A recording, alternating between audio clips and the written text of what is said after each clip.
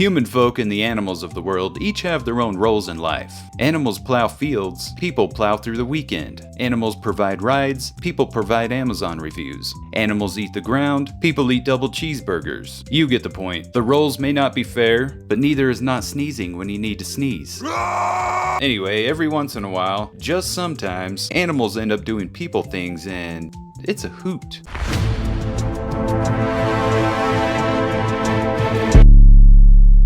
In 1858, Wyoming didn't exist yet. The area was just a sparse collection of small towns and a supervolcano. It was the midst of the Wild West, and things were wild. Saloons doubled as town meeting houses, up was dogs, gay was north, and animals were local officials. When a small settlement in the Wyoming Territory held an election for a public office role and two candidates tied, rather than re-vote, which would have required gathering scattered homesteaders again, someone said, "Screw it, I nominate this rabbit." Just kidding, that would be ridiculous. They nominated this horse. This is like taking a bartender with an IQ of 63 and making her a presidential candidate. Unqualified. Nevertheless, being the stallion that he was, the horse won the election with flying colors. Asians, Mexicans, and blacks weren't allowed to hold public office at this time, but there was no legal barrier to swearing in an animal. The horse actually showed up to meetings, voted, and served his full term honorably. All in favor?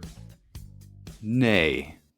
In 1766, in Hesse Castle, a nobleman was killed by blunt force trauma. The assassin? A 300-pound sheep, which presented a query. Are farm animals better than people? The general consensus was no.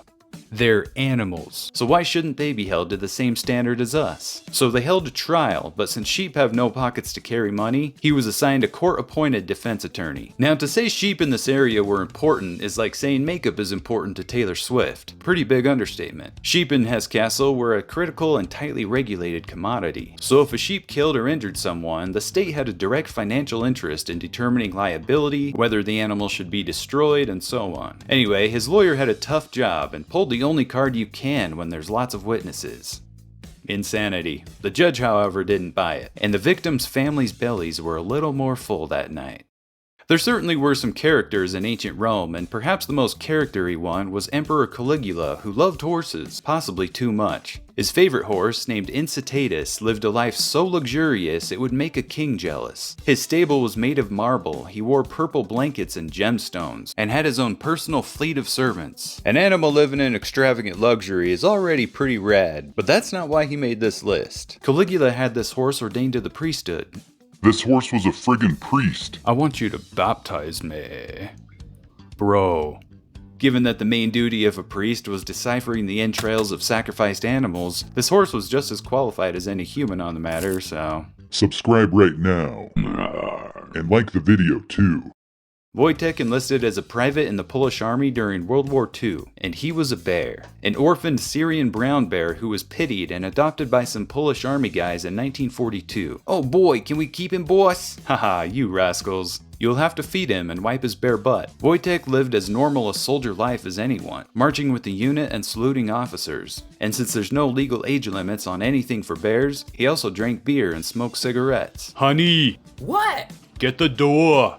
Since bears are 10 times stronger than any man and don't know what unfriendly fire is, he happily carried heavy artillery crates to the front lines during battle, earning him a final rank of corporal. Now personally, I feel like bears have more strengths that I would have liked to see the army utilize. But you know, war crimes, I guess.